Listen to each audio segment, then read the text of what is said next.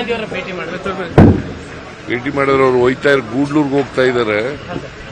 ಸಾಯಂಕಾಲ ಇಲ್ಲೇ ಬಂದು ಮತ್ತೆ ಡೆಲ್ಲಿಗೆ ಹೋಯ್ತಾರೆ ಇಲ್ಲಿಂದ. ಹೌದೌದು, ಮತ್ತೆ ಸಿಯಾಪ್ ಮಾಡಕ್ಕೂ ಬರ್ತಾ ಇತ್ತು.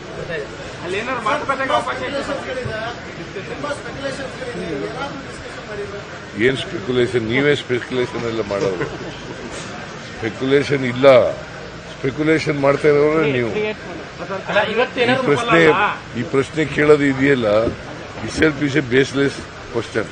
ಸರ್, ಏನ್ ಗೊತ್ತಾ, ಎಲ್ಲ ಗೊಂದಲ ನಡೆದ ನಂತರ ಬಹಳ ದಿನ ನಂತರ ರಾಹುಲ್ ಗಾಂಧಿ ಭೇಟಿ ಮಾಡಿದ್ರಲ್ಲ, ಎಲ್ಲಿ ಗೊಂದಲ ಏನಿದೆ? ಗೊಂದಲ ಏನಪ್ಪ ಇದೆ? ಆ ಥರದ್ದು ಇಲ್ವೇ ಇಲ್ಲ. ಅವೆಲ್ಲ ಪತ್ರಿಕೆಗಳಲ್ಲಿ ಚರ್ಚೆ ಆಗ್ತಾ ಇರೋದು, ಪಾರ್ಟಿನಲ್ಲಿ ಅವೆಲ್ಲ ಇಲ್ವೇ ಇಲ್ಲ. ಸಚಿವ ಸಂಪುಟ ವಿಸ್ತರಣೆ ಯಾರು ನೀವು ಡೇಟ್ ಕೊಟ್ಟು? ನಾನು ಮಾತಾಡಬೇಕು, ಡಿ ಕೆ ಶಿವಕುಮಾರ್ ಮಾತಾಡಬೇಕು, ನಮಗ್ ತಾನೇ ಗೊತ್ತಾಗೋದು.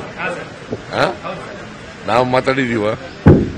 ನೀವೇ ಕೇಳಿದ್ರೆ ಕೊಟ್ಟ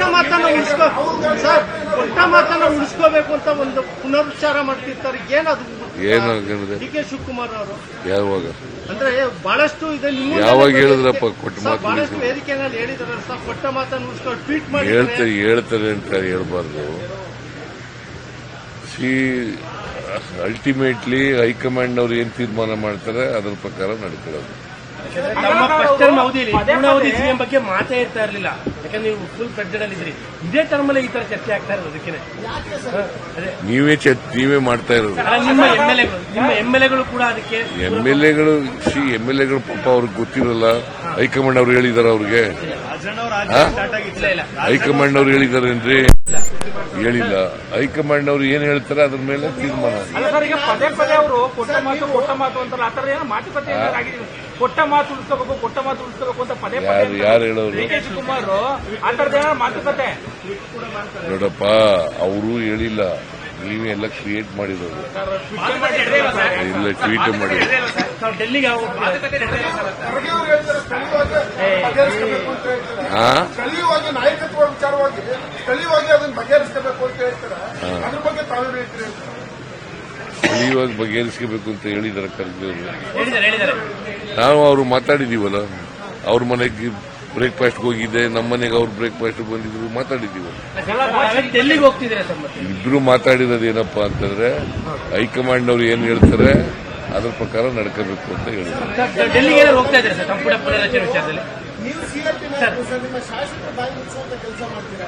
ಯಾಕಂದ್ರೆ ಈ ಕನ್ಫ್ಯೂಷನ್ ಹೈಕಮಾಂಡ್ ಕ್ರಿಯೇಟ್ ಮಾಡಿದ್ರು ಕೂಡ ಈಗೆಲ್ಲ ಇಲ್ವೇ ಇಲ್ಲ. ಈಗ ಎಂಎಲ್ಎಗಳು ಬಾಯಿ ಮುಚ್ಚೋದು ಎಲ್ಲ ಎಂಎಲ್ಎಗಳೇ ಮಾತಾಡ್ತಾ ಇಲ್ಲ. ಈಗ ನೀವೇ ಮಾತಾಡ್ತಾ ಇಲ್ಲ. ಡೆಲ್ಲಿಗೆ ಹೋಗ್ತಾ ಇದ್ದಾರೆ ಸಂಪುಟ ಪುನರಚನೆ ವಿಚಾರ. ಇಲ್ಲ, ಡೆಲ್ಲಿಗೆ ಹೋಗ್ತಾ ಇಲ್ಲ. ಸರ್, ಈಗ ನಾಳೆ ವಿಶೇಷ ಅಧಿವೇಶನ ಕರೆಯುವ ವಿಚಾರದಲ್ಲಿ ಚರ್ಚೆ ಆಗ್ತದೆ.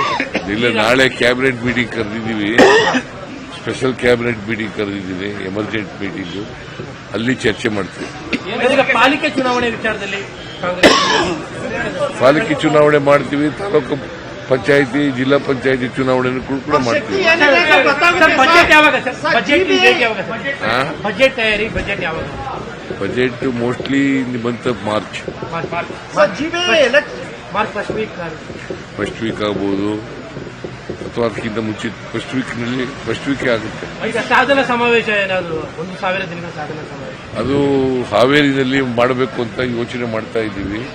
ಇನ್ನೂ ಅಂತಿಮವಾಗಿ ತೀರ್ಮಾನ ಮಾಡಿಲ್ಲ. ಆಫ್ಟರ್ ಬಜೆಟ್ ಇಲ್ಲ, ಫೆಬ್ರವರಿ 13ನೇ ತಾರೀಕು ಬರ್ತಾ ಇದೆ.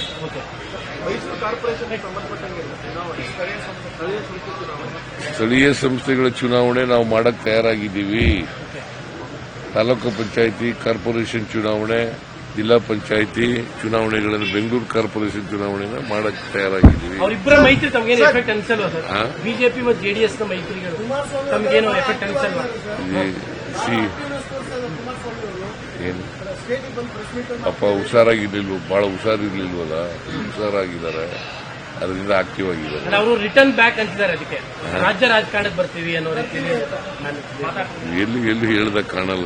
ಅಲ್ಲ, ಅವರ ವರ್ತನೆ, ಅವರ ಮಾತುಕತೆಗಳು, ನಿಮ್ಮ ವರ್ತನೆಯಿಂದ ನೀವು ಮಾಡಬೇಕು. ಅದನ್ನು ನಾವು ಅಸೆಸ್ ಮಾಡೋದು.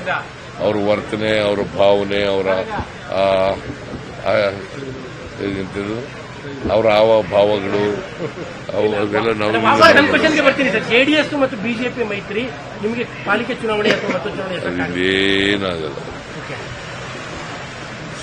ಬಿಜೆಪಿಯಿಂದ ಜೆಡಿಎಸ್ ಇಂದ ಒಬ್ಬರೇ ಕ್ಯಾಂಡಿಡೇಟ್ ಅಲ್ಲಿ ಆಗೋದು. ಬಿಜೆಪಿ ಅವರಾದ್ರೂ ಒಂದೇ, ಜೆಡಿಎಸ್ನವರಾದ್ರೂ ಒಂದೇ. ವೋಟ್ ಎಲ್ಲ ಒಂದೇ ಕಡೆಗೆ ಆಗ್ಬಿಟ್ರೆ ಅಂತ, ಎರಡು ಪಾರ್ಟಿ ವೋಟ್ ಒಂದ್ ಕಡೆಗೆ ಬಂದ್ರೆ ಆ ಥರ ಆಗಲ್ಲ ರೀ, ಆ ಥರ ಆಗಲ್ಲ. ಕಾಂಗ್ರೆಸ್ ವಿರುದ್ಧವಾದಂಥ ವೋಟ್ಗಳು, ಕಾಂಗ್ರೆಸ್ ಪರವಾದಂಥ ವೋಟ್ಗಳು.